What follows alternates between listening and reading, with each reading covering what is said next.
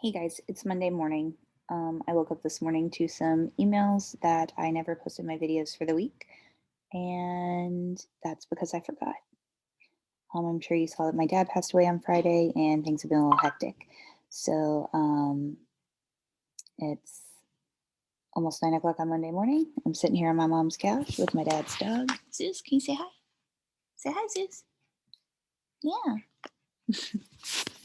And I'm just gonna go through it real quick, just to hopefully clear up any questions you might have just in case. So let me screen share here.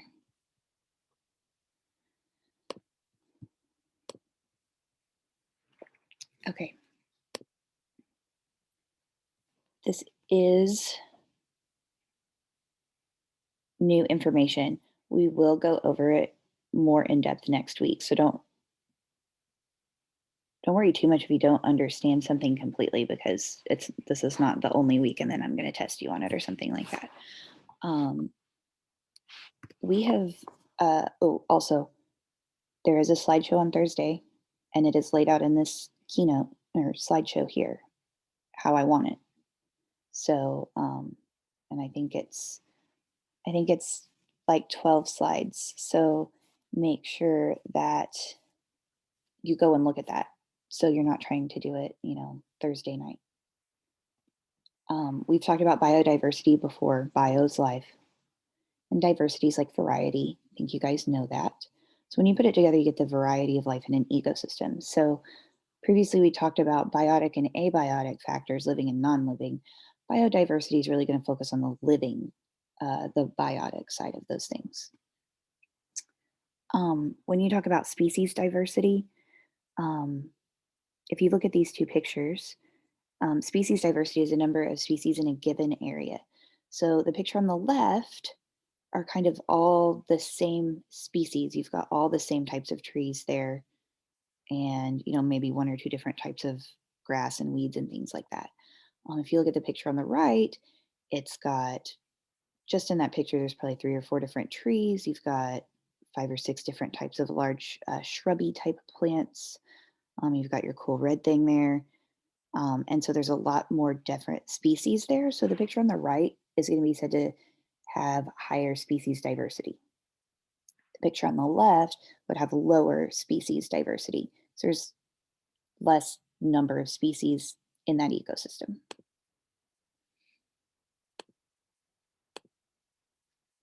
Ecosystem diversity, sort of the same thing. So you're going to look at a whole ecosystem and you're going to tell me basically which one has the most living things. The one with the more living things is going to have the higher ecosystem diversity. And you can look at my slide here and read through. When we're looking at ecosystem diversity, it's really hard to kind of tell where one ends and one begins, because there's kind of this middle ground where they all mesh together. So usually the estimates there are approximate, but that's okay. Those overlapping areas where ecosystem fades into another ecosystem is called an ecotone, but you're not going to need to know that word. Why is biodiversity important?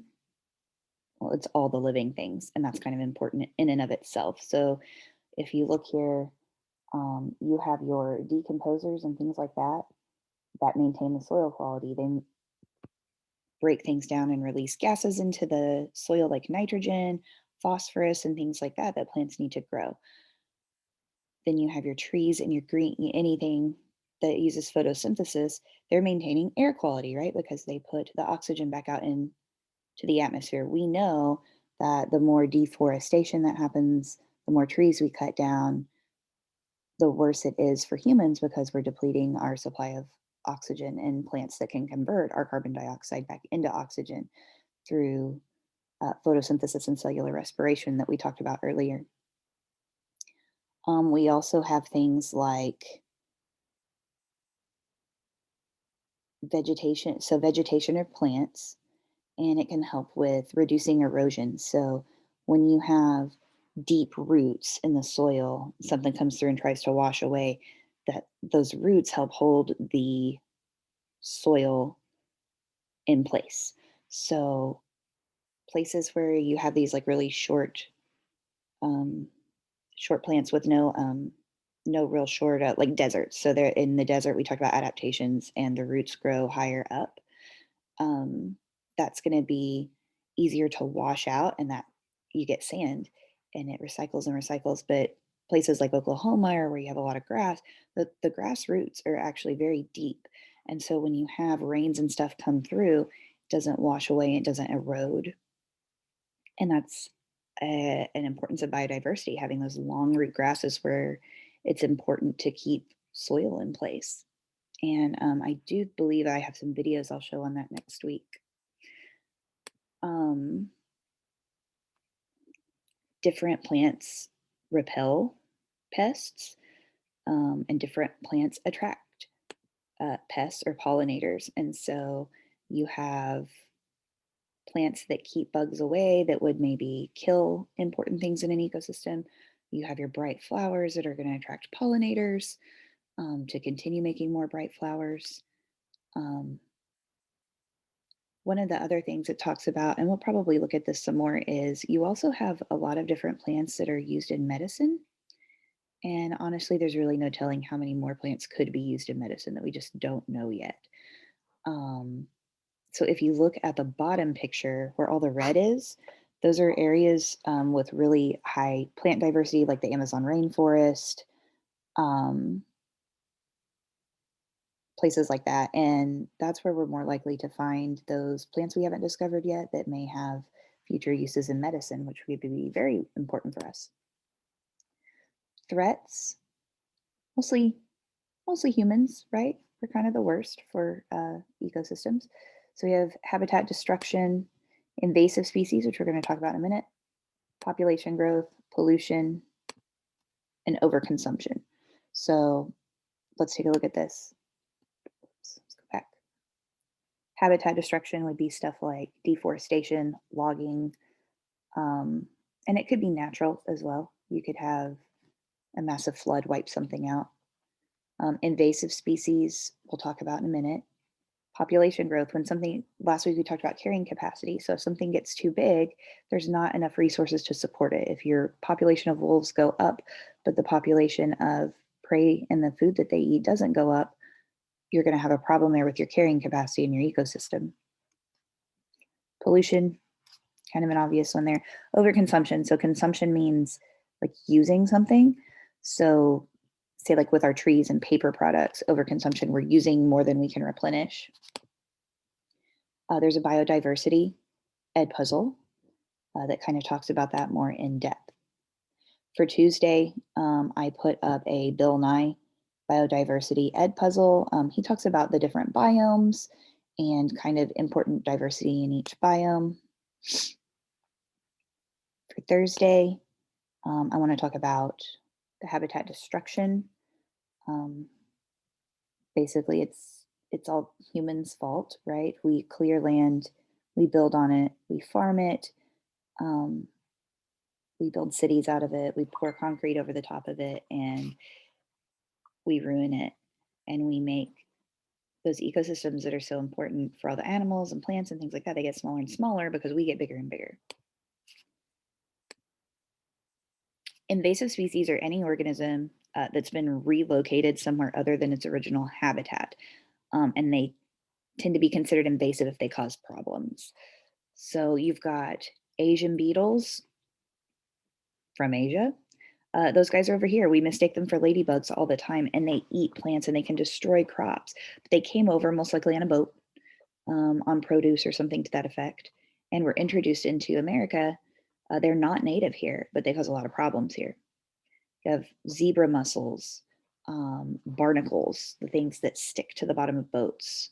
They're all sorts of invasive species, and invasive species can be a plant or an animal. There are lots of invasive plants that will choke out the native plants that are more important. So, you guys will be doing your slideshow and researching some invasive species. And you can use whichever ones you want, but I want you to kind of know what that means. So this says oftentimes invasive species outcompete native species, resulting in disruption of ecosystem and food chain. Many native organisms are becoming endangered. And that's basically you have this kind of like humans are an invasive species to Mother Nature in general because we come in and we're ruining everything. This Asian beetle comes in and it's taking away plants that are important to us. You can read through here about population growth of humans. I think you understand how that impacts things and pollution.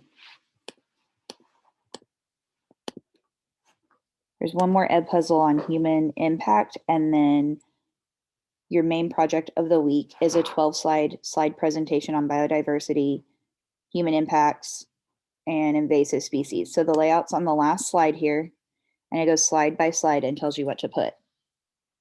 So hopefully there's no questions there. Also, don't copy and paste. I shouldn't have to tell you that. You know that. So you're going to define biodiversity, give an example in a picture, pick one ecosystem. You pick it. I don't care. Tundra, taiga, grasslands, rainforest, whatever. Use a picture and kind of do a collage of your biodiversity. And I do have an example on the next slide of that. You're going to do that again with a second ecosystem. And then you're going to pick so 2 invasive species, do a couple slides on that. And you're going to find 3 slides on how humans are hurting the planet. And then you're going to find 3 slides on how humans are helping the planet, because while we are knocking things down and destroying things, once we realized that was bad, humans have been doing some different things to help fix that problem.